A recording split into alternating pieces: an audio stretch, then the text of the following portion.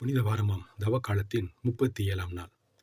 இன்றைய நாளில் நாம் நம்மையே சுய பரிசோதனை செய்து, நமது வாழ்க்கையில் தனிப்பட்ட முறையில் நமக்கு வரக்கூடிய பிரச்சனைகள், சோதனைகள், உடல் சார்ந்த நோவுகள், மனம் சார்ந்த நோய்கள் என எல்லாவற்றையும் தேவ வார்த்தையை கொண்டு அணுகுவதற்கு கொஞ்சம் கொஞ்சமாக பழகிக் கொள்ள வேண்டும். ஏனெனில் இறைவன் மற்றவர்களுக்கு அதை செய்தார், இதை செய்தார் என்று நாம் கேள்விப்பட்டுக் கொண்டு படித்துக்கொண்டே இருப்போமேயானால், நமது வாழ்க்கையில் இறைவன் செய்யவிருக்கின்ற காரியங்களை நாம் தெரியாமல், அறியாமலே போய்விடுகிறோம். ஆகையால் இனி வரக்கூடிய காலங்களில் இறைவன் நமக்கு ஏற்கனவே செய்த உதவிகளை நாம் எண்ணி பார்த்து நன்றி சொல்லக்கூடிய அதே வேளையில், வரக்கூடிய நாட்களில் நமக்கான திட்டங்களை குறித்து வைத்து அவர் நம்மோட பேசுவதற்கு தயாராக இருக்கின்றார். பழைய ஏற்பாட்டிலும், புதிய ஏற்பாட்டிலும் வெவ்வேறு வகையாக, வெவ்வேறு மனிதர்களில், வெவ்வேறு ரூபத்தில் இறைவன் பேசிக்கொண்டுதான் இருக்கிறார் என்பதை நாம் நிச்சயமாக மறுக்க முடியாது.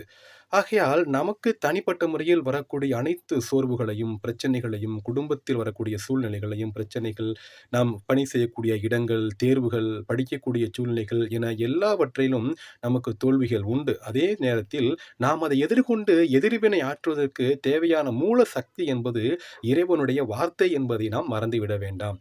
இனி வரக்கூடிய நாட்களில் நம் விவிலியத்தை படிக்கின்ற பொழுது, ஏதோ ஒரு வார்த்தை நமது மனதிற்கு மிகுந்த நெருக்கமாக வரும்பொழுது, அதை நாம் கோடுகள் எடுத்து அண்டர்லைன் பண்ணி வச்சு, ஒரு டைரி மெயின்டெயின் பண்ணி, அந்த வசனத்தை எழுதி, அதை நாம் தியானித்து மனப்பாடம் செய்ய வேண்டும். இன்றைய அளவும் கூட நம் மறைக்கல்வி வகுப்பிற்கு செல்லுகின்ற பொழுது ஒரு சில வார்த்தைகளை அவர்கள் ஆசிரியர்கள் மனப்பாடம் செய்ய வைப்பார்கள். மரியாயினுடைய பாடல், இயேசு கிறிஸ்துவினுடைய மலைப்பொழிவினுடைய சொற்பொழிவு, அவர் கடைசியாக பட்ட பாடுகளின் பொழுது பேசிய வார்த்தைகள் என இப்பேற்பட்ட வார்த்தைகள் எல்லாவற்றையும் நாம் மனதில் நிறுத்தி மனப்பாடம் செய்து அதை தியானிக்கின்ற பொழுது அது நமக்கு உரமாக அமைகின்றது. எனவே நம்முடைய தனிப்பட்ட வாழ்க்கையில் நாம் இறைவனோடு இணைந்திருக்க, இறைவன் நமக்காக இருக்கிறார் என்பதை நினைவு கூற இந்த வார்த்தைகளை நாம் பயன்படுத்த வேண்டும் என்பதை இன்றைய சிந்தனையாக மனதில் நிறுத்துவோம்.